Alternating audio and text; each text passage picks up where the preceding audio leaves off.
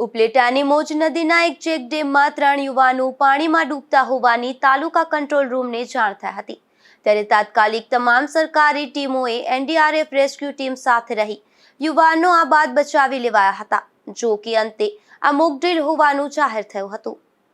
ઉપલેટા તાલુકા વહીવટી તંત્ર દ્વારા ચોમાસાની ઋતુને ધ્યાને લઈ મોજ નદીના ચેકડેમ ખાતે મોકડ્રીલ યોજવામાં આવી હતી, જેમાં હાલ ચોમાસાની ઋતુ હોય ત્યારે અતિવૃષ્ટિ કે બાઢ અથવા કોઈ કુદરતી આફતોને લઈ આગોતરા બચાવ કામગીરીને પહોંચી વળવા NDRF team, medical team, police વિભાગ અને વિવિધ રેસ્ક્યુ ટીમો સહિતની ડીપ ડાઇવિંગ ટીમની મદદથી મોજ નદી પરના ચેકડેમમાં યુવાનોને ડૂબતા બચાવવાની કામગીરી તેમજ મેડિકલ સારવાર સહિતની મોકડ્રીલ યોજવામાં આવી હતી।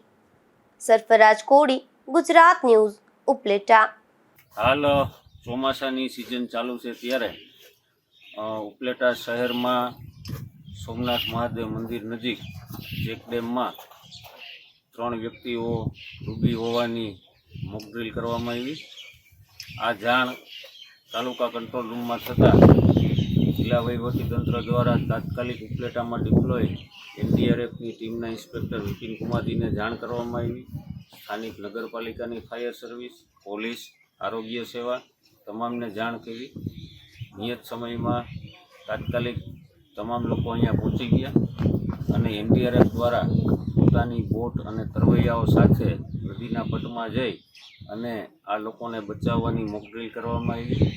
આ મોકડ્રીલ દરમિયાન પાણીની અંદર કોઈ ફસાઈ ગયું છે એવો સીન ક્રિએટ કરવામાં આવ્યો અને ડીપ ડાઈવર દ્વારા ઓક્સિજનના સિલિન્ડરને માસ્ક સાથે એણે નદીના તળિયે જઈ અને વ્યક્તિને શોધી બહાર લાવેલ છે। આ મોકડ્રીલ દરમિયાન નગરજનો પણ હાજર હતા। આવી પરિસ્થિતિમાં જ્યારે કોઈ વ્યક્તિને પાણીમાંથી બહાર લાવીએ પછી તાત્કાલિક એને શું ને કેવી રીતે સારવાર આપવી તેની સમજ પણ એનડીઆરએફની ટીમ દ્વારા આપવામાં આવી। આપણે હાલ વર્ષા ઋતુની સિઝન છે, આપણા વિસ્તારમાંથી મોજ, વેણુ અને ભાદર એવી 3 મોટી નદીઓ પસાર થાય છે, ડેમ પણ આવેલા છે।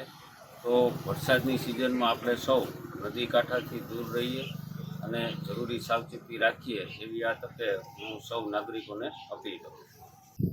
मैं inspector Vipin Kumar, rescue team commander, जो कि श्री सुरेंद्र सिंह, कमांडेंट 06 बटालियन राष्ट्रीय आपदा मोचन बल बड़ोदरा के नेतृत्व में कार्यरत है।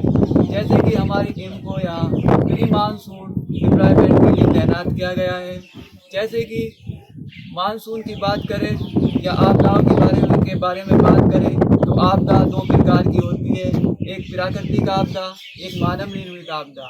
प्राकृतिक आपदा में जैसे बाढ़ है, भूकंप है, साइक्लोन है, इत्यादि आपदाएं होती हैं। इन सभी आपदाओं से निपटने के लिए हमारी टीम को उपलेटा तहसील जिला राजकोट में तैनात कर रखा है।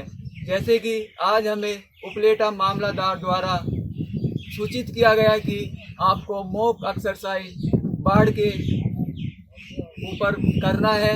इस दौरान हमारी टीम मौज नदी पर फ्लड एक्सरसाइज का आयोजन करती है, जिसमें 3 विक्टिम का हमने रेस्क्यू किया, जिसके द्वारा उन विक्टिम को एम्बुलेंस के माध्यम से हॉस्पिटल में रेफ़र कर दिया गया है।